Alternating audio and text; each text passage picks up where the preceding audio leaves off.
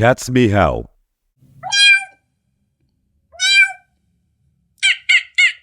First step. Create a bubble of air by inflating your cheek on your favorite side.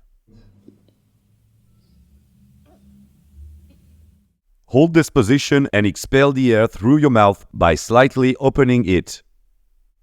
You can use your finger to help expel the air forward.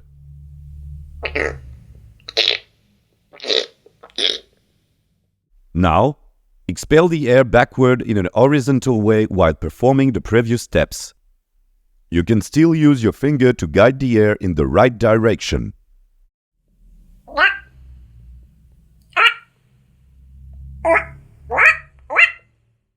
Warning: do not expel the air in the other directions than backwards, otherwise it will not achieve the desired sound.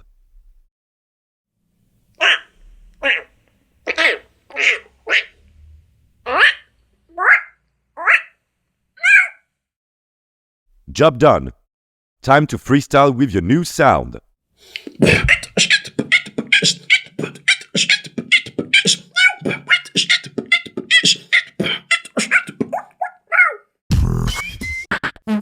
Yep.